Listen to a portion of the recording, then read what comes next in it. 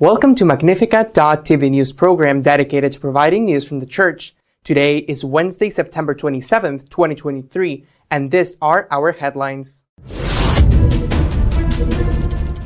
The Pope visited Marseille to preside over the Forum of Mediterranean Cities and called for generosity in welcoming migrants arriving in Europe. The Vicariate of Rome has declared that it considers the excommunication of former Jesuit Rupnik to be irregular.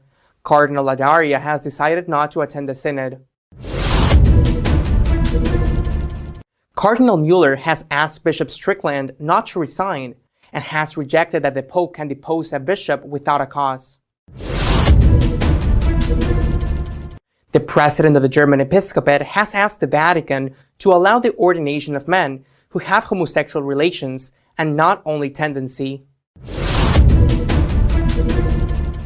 The Pope took part in the Congress of the Mediterranean Cities held in Marseille and called on Europe to welcome the migrants arriving from Africa.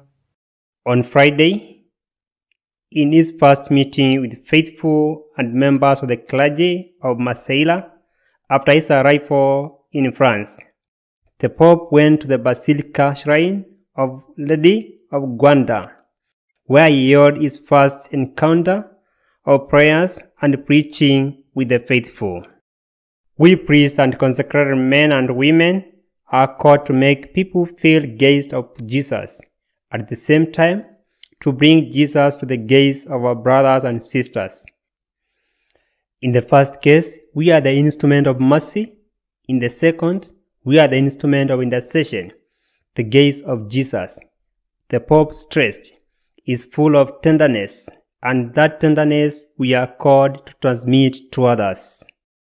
Let us open the doors of the churches and the parish houses, but above all of that heart, to show the face of our Lord through our gentleness, kindness, hospitality.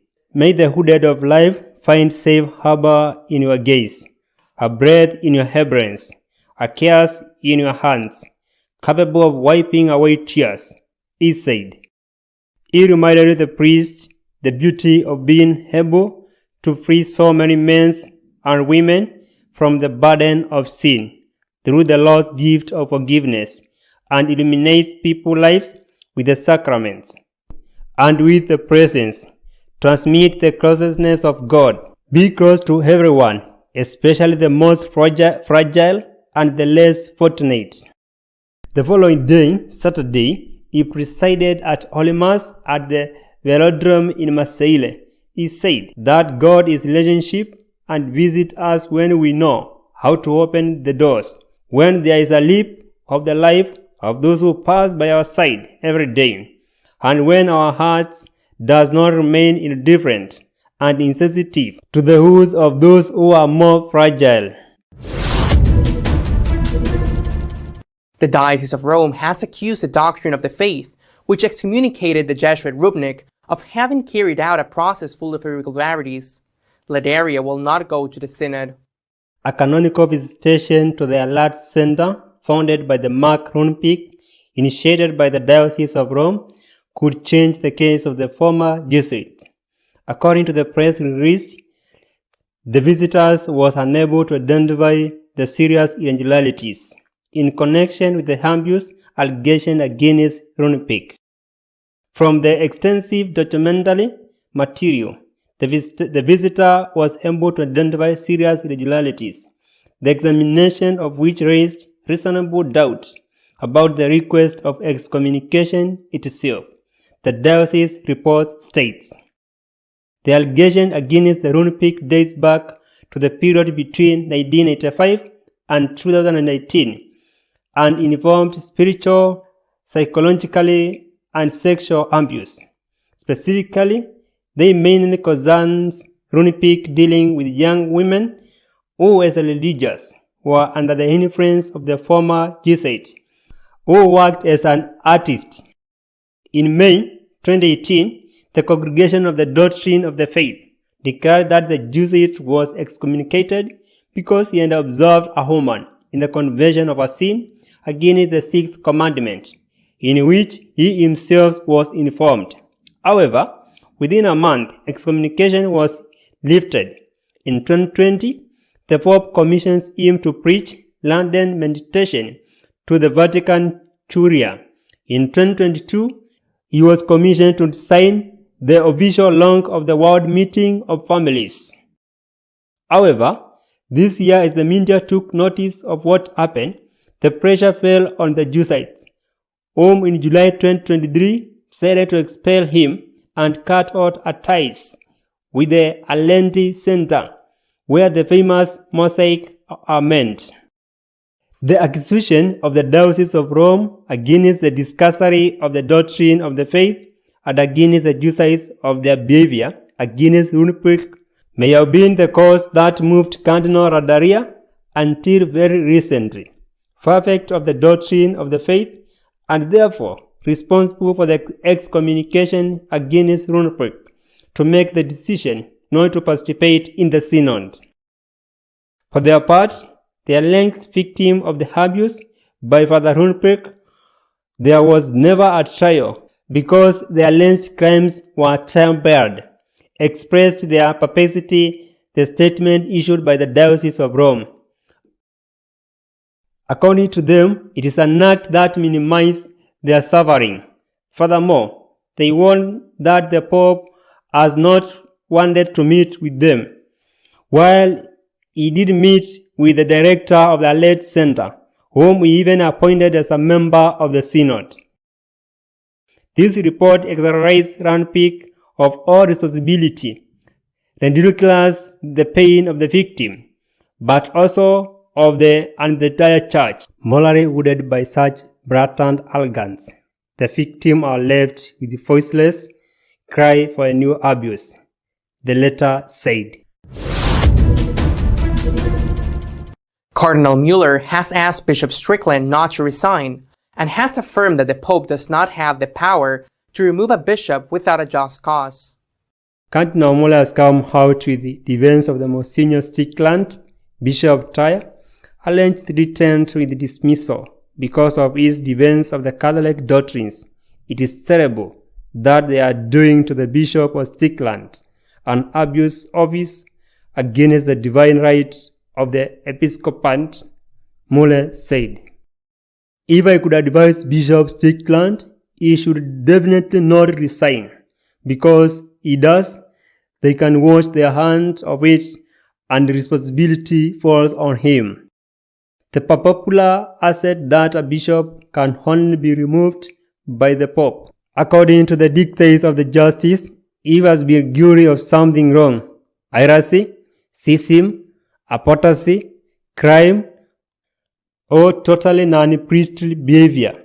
For example, the pursued blessings of the person of both sexes, or one sex in extramarital relation, that offends God and defrauds people of their salvation. Arbitrary dismissal as a bishop of the diocese undermines the authority of the Pope, as happened historically with unworthy abuse of the office under Avignon papacy. This loss of the confidence was one of the main reasons for the break of the Reformation of the Christianity with the Catholic Church, and is a trait of the Pope, who by this arbitrary action and put himself in the place of God. To those who believe that the Pope is absolutely monarchy, whose will has value of law, the German cardinal reminds them, according to the Catholic doctrine, the Pope is not all the Lord of the Church, but only a Christ representative. For the universal Church, the first servant of his Lord, who went to say to Simon Peter, who had just been appointed a lock of the church, "Depart from me, for you do not think about what God wants, but about what men want." He adds, the Pope has no authority to harass and imitate good bishops, who according to the episcopal idea of the Vatican II, sanctify, teach and guide the flock of God in the name of the Christ. Because of false friends, denounce these good bishops to Francis as enemies of the Pope, while electrically and immorally bishops can do as they please. Monsignor Batzing, president of the German episcopate, demanded that homosexuals in such relationships be admitted to the priesthood. The president of the German Bishop Conference, Monsignor Batzing, has stated that he considers the prohibition of the priesthood ordination of homosexual men to be incorrect. According to him, it leads to stigmatization and silence, as it leads them to perform such act in secret. A spokesman of the Diocese of Ligma, where Batzing is the bishop, and which includes the city of Frankfurt, confirmed the sense of his statement. In principle, a candidate secretary of the bishop either his serious willingness to clarify his professional and the life decision. However, this does not depend on whether someone is homosexual or heterosexual. It should play no role in the questioning of stability of the priesthood. Crucially, a secret relationship is not consistent with the decision to be ordained a priest. For this part, Munich Archbishop Reinhard Marx would have no problem blessing homosexual couple. Why not? It always depends on the specific situation. If people ask me for blessings, I will do it, he said. The Cardinal recalled that the German Synod proposed the blessings of the people who love each other. We do not want to focus exclusively on one group. That is to say, it will not only be about blessing homosexual couples, but any type of union that are not married by the Church. In the opposite sense, the Archbishop of Poznan, the president of the Polish Bishop Conference, Monsignor Gartik, has expressed himself describing the situation of the Church in the German as the greatest crisis since the Reformation. There is a great danger that misunderstood reforms the Christian will once again divide the Church and spread to neighboring countries, he said. The Polish Parliament also criticized the instrumentum laboriosus of the upcoming synod. The Polish Archbishop complained that the instrumental laboriosus uses ideological terms, that is, inclusiveness, and that questioning of the office, focusing too much on the power issue and too little on the service issue. In question of the power, too much is being oriented toward politics. It is about the democratization of the Church, although the Church is naturally hierarchical. Our editorial this week is dedicated in commenting Cardinal Ladaria's resignation from the Synod following the exoneration of the former Jesuit Rubnik. In Spain, there are already 72 chapels of perpetual adoration, and the 72nd chapel is about to be inaugurated. This is great news, and it is also news that carries with it an enormous dose of hope, because it means that there are many people who believe in the real presence of Christ in the Eucharist, and who believe that to the point of spending, if not every day, many days, several hours before the tabernacle to thank Him for His infinite love, for having remained among us. This is great news, and yet it is news that goes unnoticed, just as other extraordinary news that happens in the Church goes unnoticed. There are thousands of couples who remain unfaithful, who are working and struggling, sometimes with great sacrifice, to educate their children. There are thousands and thousands of mothers who, despite the difficulties to accept to have their children, and do not kill them with abortion. And there are many, many, many thousands of Catholics who care for their elderly parents. And it's very good news that it doesn't make the newspaper. It is very good news that there are also many thousands of priests who tirelessly dedicate themselves.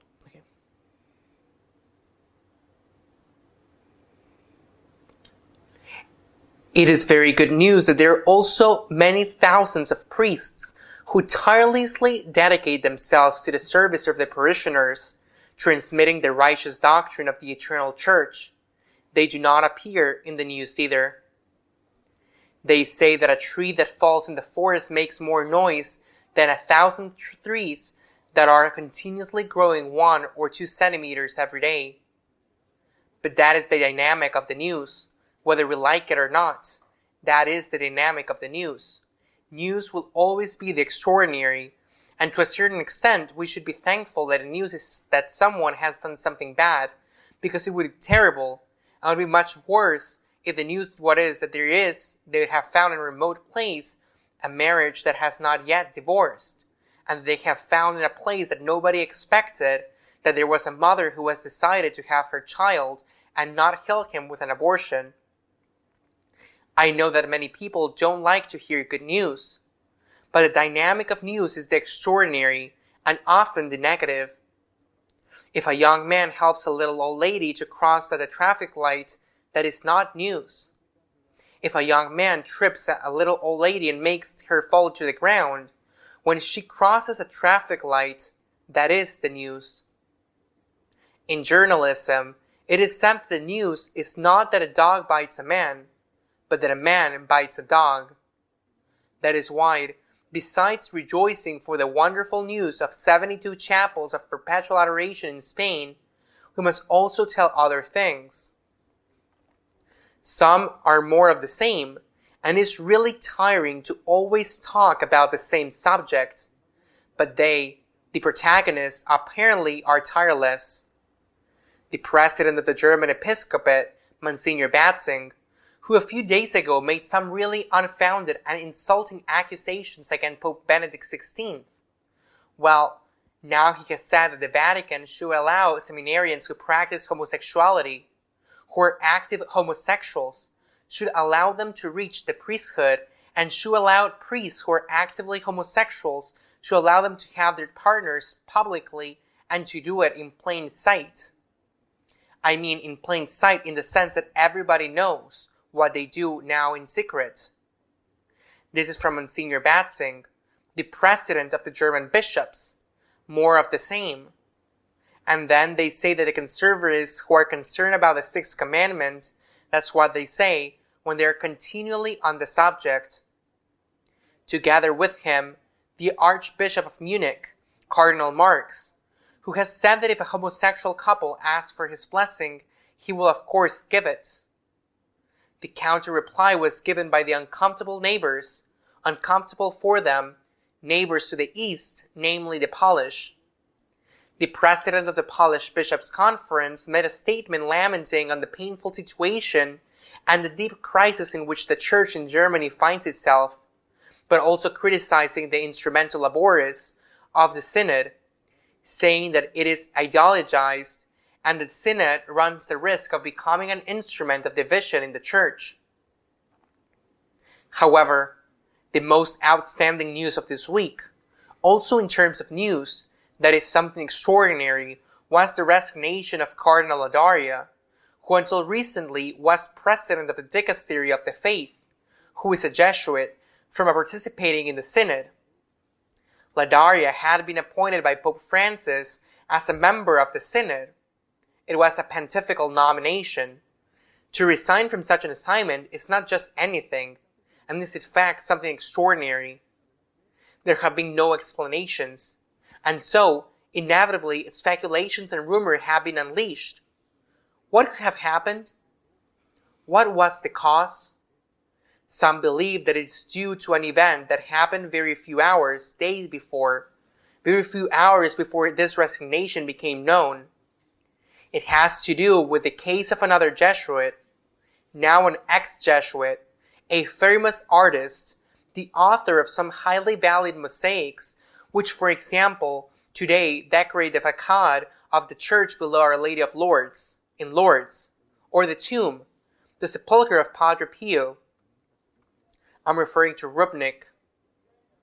Rupnik was accused by a large group of women, and at the time already former nuns, but when the events occurred, they were nuns. He was accused of sexual abuse.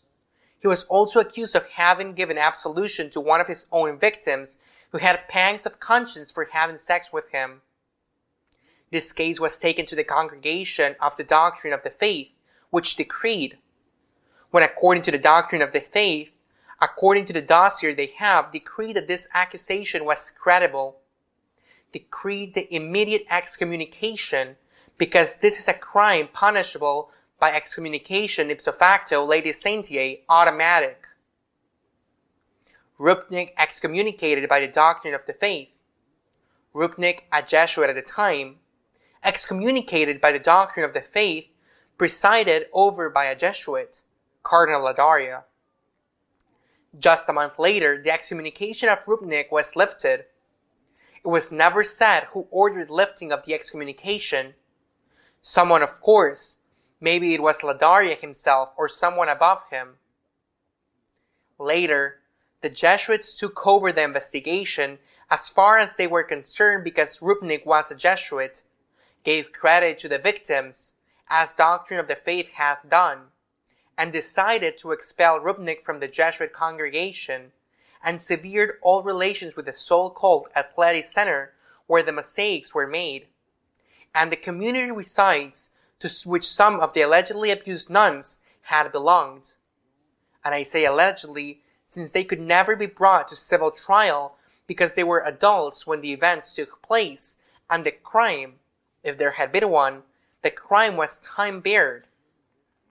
In any case, the Jesuits analyzed the testimonies of the victims and decided to expel Rupnik from the society. Today, he is already a former Jesuit, although he's still a priest, and to sever all relationship with the Athletic Center. But the Athletic Center is in the Diocese of Rome. The Diocese of Rome, whose head is Pope Francis. A Jesuit decided to undertake on its own canonical investigation, the result of which has just been announced, and the result is that the religious community of the Athletic Center is wonderful. It's an example of sanctification and union with God, and that the accusations against Rupnik, which motivated the excommunications, were made in trial, in literal words, full of irregularities, and therefore it was an excommunication that was not justified. A Jesuit, Ladaria, discredits the excommunication. The Jesuit expels Rupnik, Jesuits. Then the Diocese of Rome, headed by the Pope, a Jesuit, decided to somehow rehabilitate Rupnik, saying that the excommunication was done in an irregular way, and a few hours later, Ladaria said that he would not participate in the synod. In the synod, in which also a woman who had been the great defender of Rupnik is going to participate, also appointed by the Pope on purpose to participate, and whom the Pope received a few days ago, and he received her in one of the chapels decorated by Rupnik in the Vatican. Is there cause and effect? It is a probable thing, but since it cannot been said why Ladaria does not participate in the synod, then, as I say, speculation is unleashed. Has he been upset by this rehabilitation, which is an accusation against the doctrine of the faith, presided over by a Jesuit against the congregation of the Jesuits to exonerate a former Jesuit? This is not the only case. Very recently, Father Spadaro, director of the Jesuit magazine Civiltà Cattolica, was dismissed from his position by the Jesuit congregation. A few days earlier, Father Spadaro had written an article in an Italian newspaper that was considered by many to be blasphemous and heretical. Is there cause and effect? We do not know, but very soon after its place the Jesuit appoint another Jesuit, the magazine is Jesuit, they appoint another Jesuit who has left the Civiltà Cattolica because of his confrontation with Spadaro. Well, after Spadaro resigned, or was dismissed, the Pope appointed him and the Undersecretary of the Dicastery for the Catholic Culture and Education, the fourth position in grade in that dicastery. The Jesuit dismissed Spadaro. The cause we don't know, but he had made this article, I repeat, that many consider blasphemous against Christ. The Jesuit dismissed Spadaro, and the Pope, a Jesuit, appoints him to the position in the Vatican. Is there a divorce between the Jesuits and Pope Francis?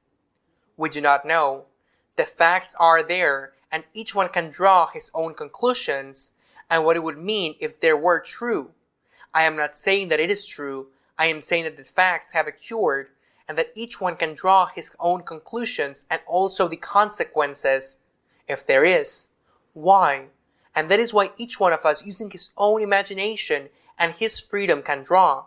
I am simply stating the facts. I prefer to stay with the wonderful news of the 72 chapels of perpetual adoration in Spain. We must not forget that good exists and that it is huge, because if we lose sight of it, if we put on a dark glasses, evil also exists. And we must be aware of it, and we must fight against it. But let us look at the love of so many people for the Lord, at those who can pray every day before the tabernacle, and let us do our best to go there too. If we cannot go into an adoration chapel, we can go to the tabernacle to pray for the next synod. See you next week, God willing. We will continue to keep you informed of what is happening in the church. In the meantime, you can check our website at www.magnificat.tv. See you next week, God willing.